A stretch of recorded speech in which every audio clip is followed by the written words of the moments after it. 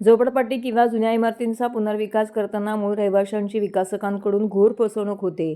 त्यामुळे महानगरपालिकेने विकासकाला परवानग्या देताना रहिवाशांवरती अन्याय होणार नाही याची काळजी घेतली पाहिजे, असे सांगत आमदार संजय केळकर यांनी कोपरी येथील SRA प्रकल्पाबाबत अन्यायग्रस्त रहिवासी, SRA पालिका अधिकारी आणि विकासक यांची संयुक्त बैठक पुढील आठवड्यामध्ये घेणार असल्याचं स्पष्ट केलं आहे. होपट येथील भाजप कार्यालयात झालेल्या 86व्या जनसेवकाचे जनसंवाद कार्यक्रमामध्ये आमदार संजय केळकर यांनी समाज माध्यमांना माहिती दिली आहे. ते म्हणाले, पुनर्विकासक योजनेमध्ये रहिवाशांची फसवणूक झाल्याच्या 3 तक्रारी प्राप्त झाल्यात. अनेक वर्षे इमारतीत राहणारे रहिवासी विकासकांच्या त्रासाने गांजले आहेत. भाडे मिळत नाही आणि घरही मिळत नाही. अशा रहिवाशांचा हक्क अबाधित राहावा यासाठी महापालिकेनेच काळजी घ्यायला हवी. कोपरी येथील SRA योजनेमध्ये विकासकाने विक्रीची इमारत उभी केली होती. त्यातील सदनिका विक्रीही झाली, पण मूळ रहिवाशांना अद्याप घरं मिळालेली नाहीत. शिवाय विकासकाने जवळपास 5 कोटी रुपये एवढे भाडे थकवल्याचं केळकर यांनी सांगितले.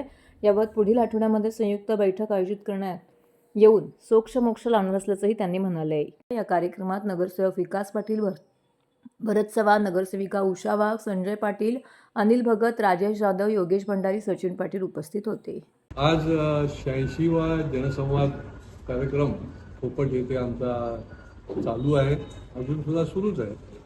आणि याच्यामध्ये अनेक बांधकामं जी आहेत ती ठाणे शहरामध्ये जुनी बांधकामं झाल्यामुळे रिडेव्हलपमेंट चालू आहे. आणि या रिडेव्हलपमेंटमध्ये देखील भाड्याने राहणारी जी लोक आहेत, जे 50 वर्ष, 60 वर्ष, 80 वर्ष राहणारे लोक आहेत, यांना जो विकासक येतो तो प्रचंड प्रमाणामध्ये त्रास देतो.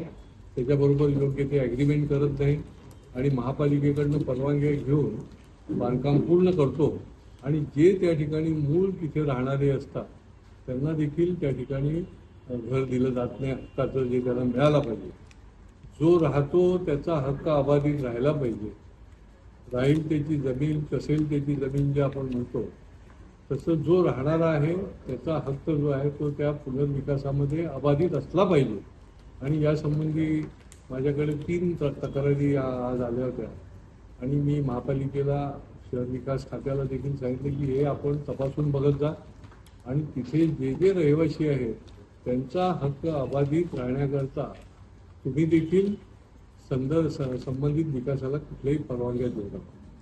SRAच्या संबंधामध्ये देखील काही वेळेला भाडी दिली जात नाही, काही वेळेला काम ठप्प झालेलं असतं. अशा याच्यामध्ये त्या कोपरीच्या SRA प्रकल्पामध्ये त्याचे विकासक आहेत गुप्ता म्हणून, त्यांनी जवळजवळ 4-5 कोटीची भाडीच राहिलेली आहे. इमारत पूर्ण होते, सेलची बिल्डिंग पूर्ण व्हायला येते, सेलच्या बिल्डिंगची विक्री देखील त्या ठिकाणी केली जाते. आणि जे मूळ राहणारे तिथले, ज्यांना त्या ठिकाणी आणायचं असतं राहण्याकरता झोपडपट्टी वासियांना, त्यांना भाडी दिली जात नाही. तर याच्यासंबंधी आम्ही आता पुढच्या आठवड्यामध्ये यासंबंधी बैठक घेणार आहोत.